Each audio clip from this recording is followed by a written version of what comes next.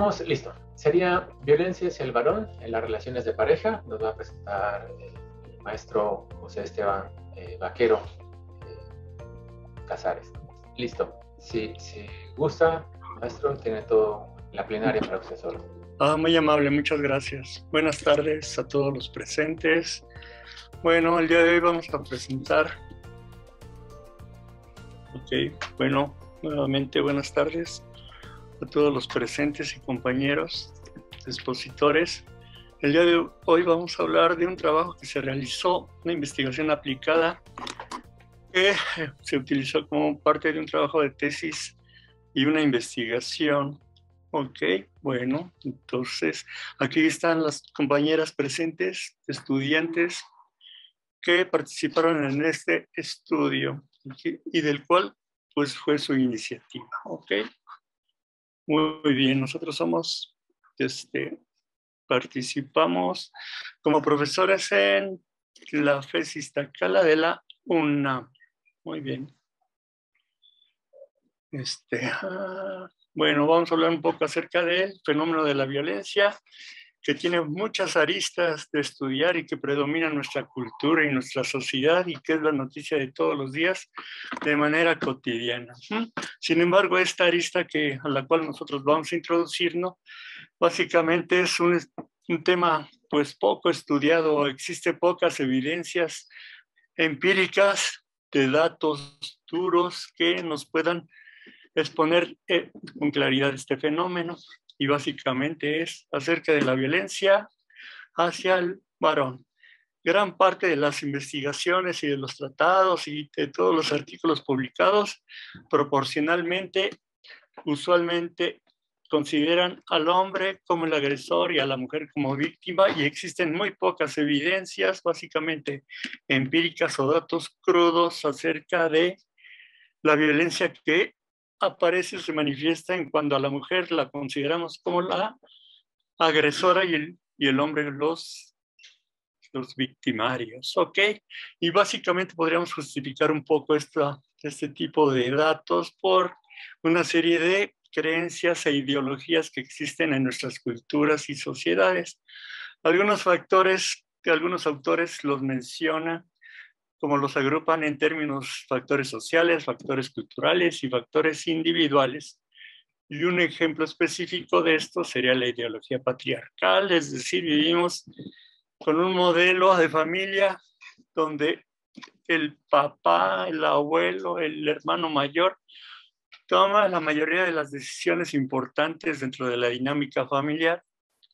Otro factor que podríamos incluir dentro de esta lista y que no permite tener más información básicamente es el temor a burlas. Otro podríamos mencionar es los estereotipos rígidos que existen en nuestra sociedad acerca de los roles de género. Y luego otros factores que podríamos incluir son la justificación que hacemos por las manifestaciones conductuales, muchas veces de manera violenta o agresiva, de las mujeres, y justificamos que son conductas de autodefensa, que se están defendiendo de los hombres. Otro factor importante para no tener muchas evidencias es la ignorancia que tenemos los hombres acerca de las leyes. Suponemos muchas cosas que en realidad no son ciertas, y entonces esto no nos permite tener una visión muy clara, no nos permite tener datos duros acerca del fenómeno que vivimos cotidianamente en nuestras interacciones de pareja. Muy bien. Entonces, mostramos algunas evidencias que muestran algunas instituciones públicas en estudios que se han realizado.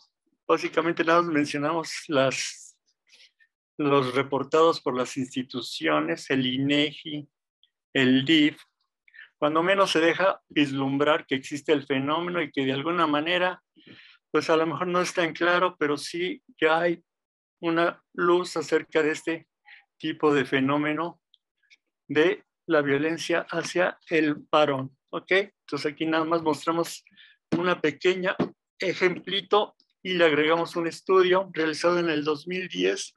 En realidad los estudios ya son un poco antiguos, en realidad haciendo una revisión que es difícil. Podemos encontrar en otro tipo de culturas, en otro tipo de países, pero confirmo lo que muestran tanto los estudios del INEGI como del DIF y aquí los compañeros que realizaron Entonces, de alguna manera, sí se manifiesta que existe este tipo de conductas por parte de las mujeres hacia los varones. Muy bien.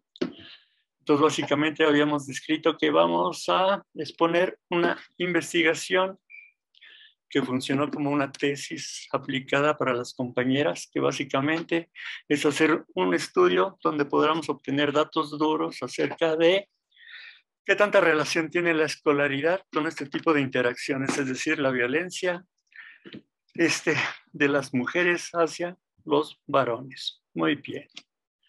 Nuestro método, básicamente quisimos considerar unas partes iguales, los diferentes tipos de escolaridad. La dividimos en escolaridad básica, escolaridad media y escolaridad superior, es decir, primaria, secundaria y bachillerato y licenciatura con posgrado. Básicamente la selección fue por invitación.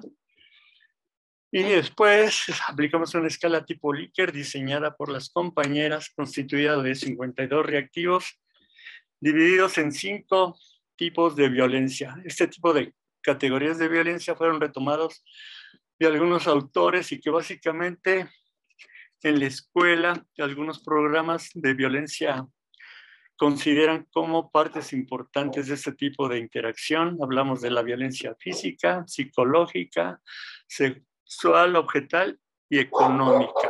Muy bien. Entonces, la idea que fue aplicar este tipo de escalas en ambientes naturales, es decir, fueron en universidades, en los lugares de trabajo y en otros sitios donde podríamos acceder a las personas con estas características. Muy bien. Resultados. Hablemos un poco del instrumento. Nada más lo que obtuvimos fue la consistencia interna y parece que fue satisfactoria. Estamos en proceso de hacer el análisis del análisis factorial para ver cómo está la estructura de nuestro instrumento. Estamos en proceso. Muy bien. Lo que nos podemos percatar básicamente que podemos valorar que la violencia está presente. Básicamente utilizamos una escala que se podría valorar. Hicimos algunas transformaciones para que fuera más accesible la información y consideramos los valores extremos del 0 y el 100% como los valores donde 0 indica pues nada, nula presencia de agresión de las mujeres hacia los varones y el 100%, es decir, una violencia excesiva. Muy bien. Lo que podemos observar según los datos, básicamente podemos percatarnos de que en este caso la escolaridad de los participantes tiene alguna relación y esta es una relación negativa con la magnitud o cantidad de violencia. Es decir, mientras más bajo es la escolaridad, parece ser que es más presente la violencia de los 5 tipos valorados, es decir, física, sexual, objetal, económica y sexual. Muy bien. Ese sería como un primer hallazgo importante. Y esto lo vamos a mostrar ahorita en las gráficas. Muy bien. Y en algunas de ellas encontramos, al hacer comparaciones dentro de los grados escolares, encontramos algunas comparaciones a través de los análisis de varianza de un factor, encontramos que existen diferencias significativas, ¿ok? Entonces podríamos manifestar que en general encontramos todas las categorías clasificadas como de violencia aparecen en las interacciones de todos los participantes, al parecer, no con la magnitud que uno supondría, pero sí de alguna manera se deja entrever que existe una cantidad considerable de violencia. Básicamente, si consideramos que el nivel bajo lo habíamos considerado del 0 al 33%, ahorita lo podremos vislumbrar en las gráficas, ¿ok? Muy bien. Ay, ya se me borró. No, ya apareció.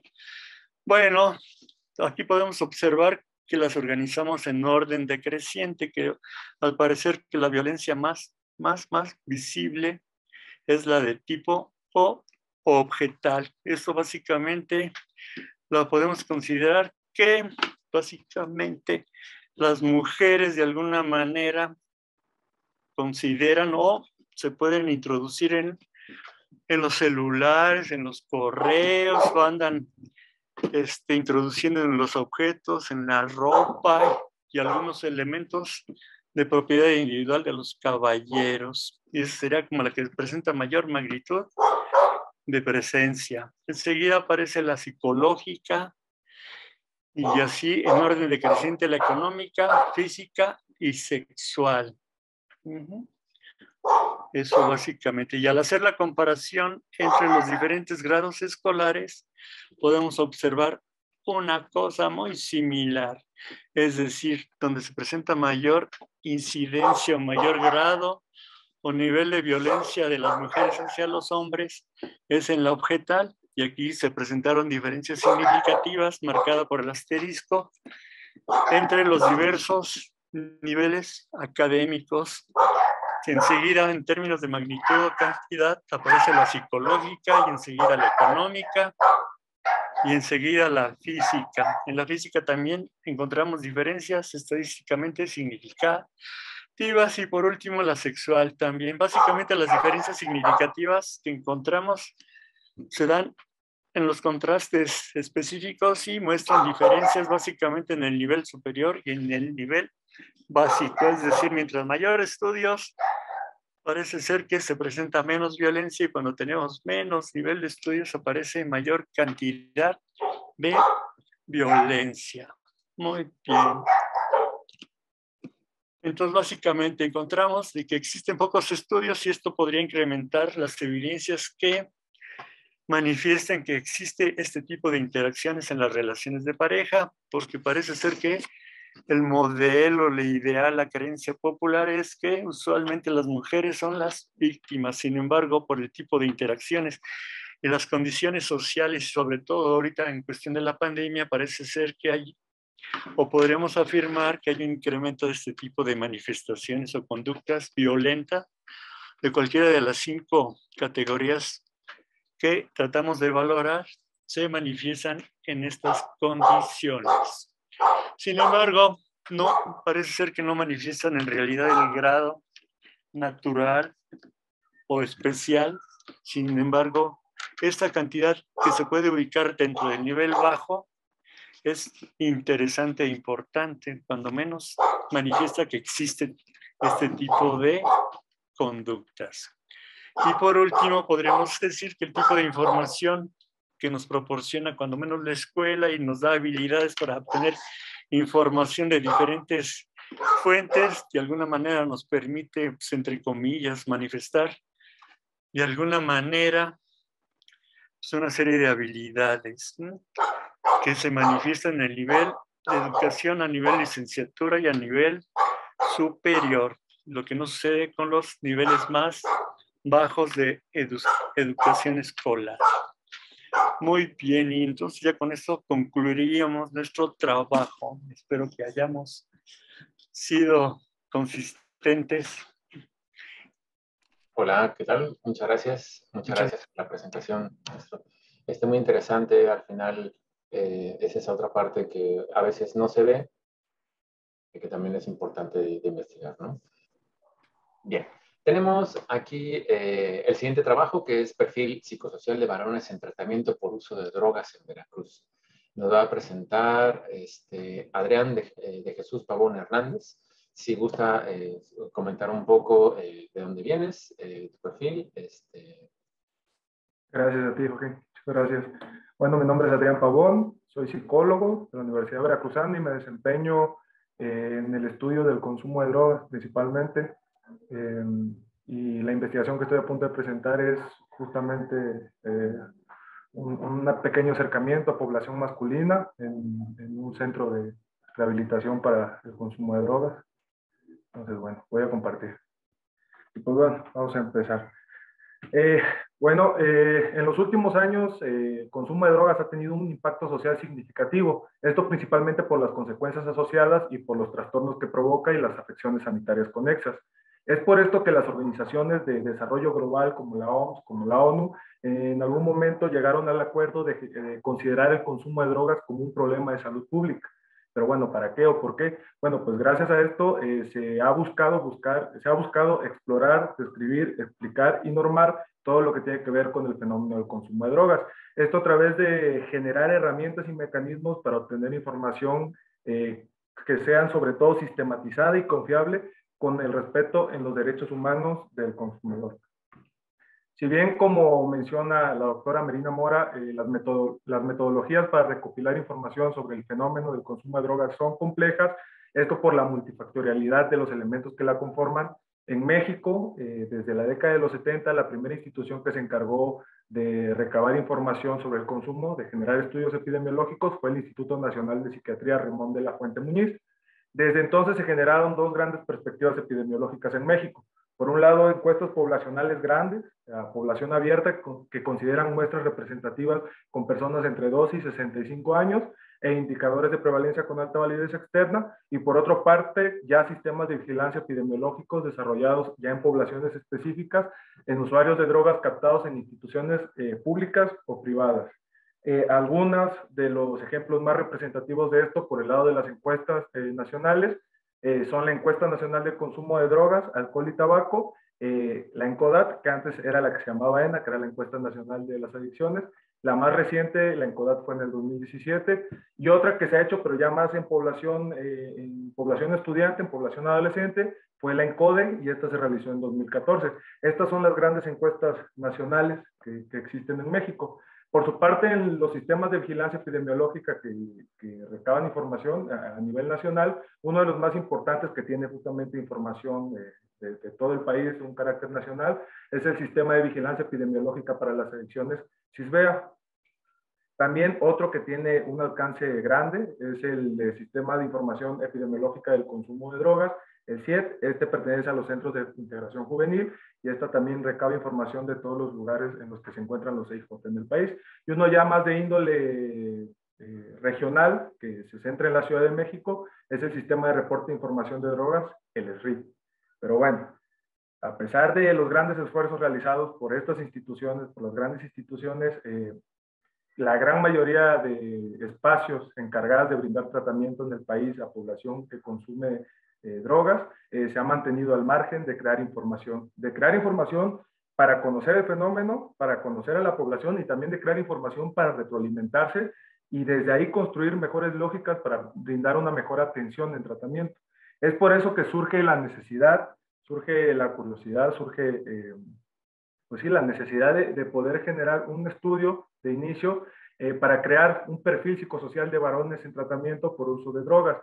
¿Por qué varones? Bueno, porque la institución en la que se hizo la investigación solo atiende varones, además de que en cuanto a dependencia, la asociación estadística entre el género masculino y la dependencia todavía es grande, y porque el establecimiento no atiende a mujeres, solo a hombres. Entonces, se crea el perfil psicosocial en una comunidad terapéutica localizada en el estado de Veracruz. El estudio fue transversal y descriptivo principalmente, y los participantes, se hizo un censo de todas las personas que ingresaron a tratamiento a la comunidad terapéutica entre diciembre del 2016 y septiembre del 2018. Fueron 2 años de estar captando pacientes y de estar explorando las características que a continuación vamos a ver. La institución recibe únicamente varones, como ya comenté. La edad promedio fue de 27 años y el rango de edad fue entre 12 como mínimo y 69 como máximo. El cuestionario, pues bueno, este fue el primer intento de un cuestionario que se tituló el Cuestionario de Evaluación de Resultados en Usuarios de una Comunidad Terapéutica, ERCOT. El cuestionario incluye algunas características sociodemográficas, algunas características del consumo de tabaco, alcohol y drogas ilícitas, un bloque de preguntas que explora la adaptación de los participantes al contexto escolar y familiar. También explora cuestiones de dificultades para comunicar ideas, deseos, necesidades y reconocer o expresar emociones, además de un bloque de preguntas que exploran el ejercicio de violencia física, psicológica, sexual, así como la ocurrencia de algunas conductas antisociales y delictivas. El procedimiento, bueno, Los usuarios llegan los usuarios al servicio de tratamiento, se les hace una evaluación médica con todos los criterios éticos y se les ingresa a la comunidad terapéutica, al centro de tratamiento como tal. Quienes presentan algún tipo de dificultad física o traen algún síndrome de abstinencia bastante fuerte, se envían primero a un área de recuperación y ya después de unos días que están con la estabilidad física y emocional, ya se les invita a contestar el cuestionario. Esta fue la primera medición esta información que estoy por presentar es la primera medición de varias. Y esta se realizó durante el primer mes de internamiento de los participantes que ingresaron a tratamiento. Tomando el procedimiento de comunidad terapéutica y el reglamento de la Ley General de la Salud, se encontró de riesgo mínimo la investigación. Y ahora bien, bueno, ¿cómo están llegando los varones a tratamiento? ¿Qué es lo que está pasando? ¿Cómo se puede crear este perfil, esta lógica de perfil? Pues bueno, de los pacientes que participaron en el estudio, fueron 161 pacientes que participaron en el estudio, 31.1 del programa de adolescentes y 68.9 del programa de adultos.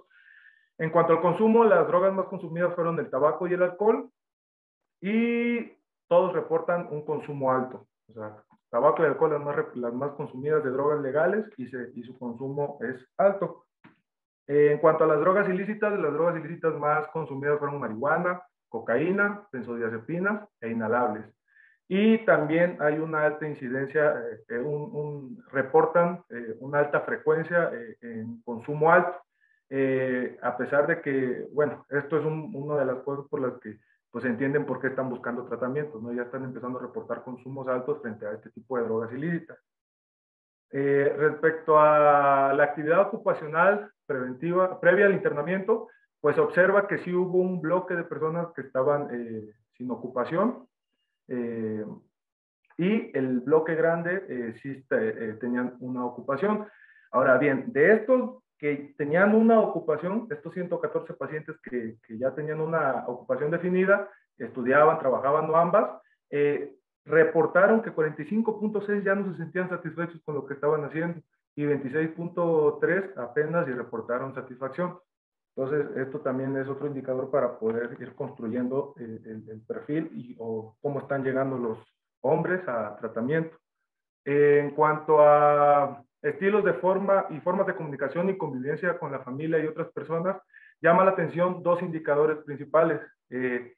En cómo consideras tu manera de comunicar ideas, deseos, necesidades y molestias a otras personas y reconocer y expresar sentimientos y emociones. Si bien es el primer mes de internamiento, a pesar de eso, ya hay población que ya empieza a identificar que tienen problemáticas para comunicar ideas, deseos o necesidades y para reconocer y expresar sentimientos y emociones, como se puede observar en la gráfica. Ahora bien, respecto al comportamiento violento y homicida, aquí también se evalúa un poco de violencia verbal y psicológica, violencia física y violencia sexual. Y bueno, lo que reportan los hombres que llegan a tratamiento, pues tienen incidencia alta en los ejercicios de violencia, como se puede ver en la violencia verbal y psicológica. El 91% reportó mentiras. El ejercicio de violencia física también, 54% reportó golpear y así, ignorar, chantajear, celar, culpabilizar, ridiculizar, golpear, empujar, puñetear y destruir artículos personales. En cuanto al ejercicio de violencia sexual, aquí habría que todavía ajustar algunos conceptos, pero también ya hay varones que están reportando, que están reconociendo, que están ejerciendo procesos de violencia a estos niveles, ¿no? El 14.3 reconoce haber forzado una relación sexual, haber abusado sexualmente, incluso violar. Algunos también ya reportan comportamiento homicida, como amenazar con objetos o armas, amenazar de muerte, algunos mutilar y otros en algunos casos también asesinar. Respecto al comportamiento antisocial y delincuencial, también hay ya identificación, los pacientes ya reportan haber tenido experiencias golpeando personas, con peleas callejeras. En cuanto a los problemas legales también por posesión de drogas y consumo en vías públicas principalmente, pero también por robo, intento de robo y otras razones también que se especificaron. Y pues bueno, en función de todo esto, las conclusiones que se pueden llegar son de diversos tipos. Respecto al consumo de drogas, pues hay un alto consumo de tabaco, alcohol, y de drogas ilícitas como la marihuana y la cocaína. Y estos datos coincidieron en su momento con lo reportado por los sistemas de información del país. El consumo de drogas como inhalables, crack y alucinógenos o drogas de diseño reportaron menores tasas de consumo, pero quienes consumían sí se observa una tendencia alta de consumo. Son menos, pero los que consumen sí reportaron bastante consumo. Bueno, ya respecto al perfil psicosocial de los hombres que llegan, salvo por hacer, aquí se pudiera un poco en función de lo que escuchamos en las demás presentaciones, un análisis conceptual más profundo, pero de inicio se pueden ir identificando que los varones que están llegando a tratamiento, en un porcentaje importante ya van tienen limitaciones para entender y expresar sus emociones y ideas. Y las personas también en tratamiento ya están experimentando y ejerciendo procesos severos de violencia, por lo cual también se hace necesaria la atención sobre el control de impulsos y manejo de emociones. Estos son los retos que ya el tratamiento a través de esta información ya se puede ir presentando, o sea, a través del entender que se necesita trabajo en los procesos de comunicación de los hombres, trabajo en el control de impulsos, el tratamiento ya puede ir pensando lógicas para atender justamente estas problemáticas que se ven bastante en los hombres que van llegando. Ya respecto al cuestionario y también al tratamiento, pues bueno, hay todavía nichos de oportunidad para mejorar y diversificar el tipo de información del ERCOT. Este es un primer intento. Hacer este tipo de lógicas en los tratamientos es muy difícil, se requiere de muchos recursos, pero pues se pueden generar pequeños aportes como estos. Por eso mismo hay nichos de oportunidad en poder estructurar estos instrumentos, estos cuestionarios que permitan compararse con otros, pero que se distingan según el objetivo de la propia institución que los está implementando. Esto, como ya mencioné, para retroalimentarse con información sistematizada y confiable. Y pues bueno, también es recomendable que todos los centros de tratamiento puedan consolidar un registro de información psicosocial y específicamente para este instrumento incluir algunos datos sobre el funcionamiento familiar, por ejemplo, aclararía muchas cosas, y también datos sobre la exploración más a profundidad del control de impulsos. Y pues bueno, eso sería todo. Muchas gracias. Muchas gracias, Adrián.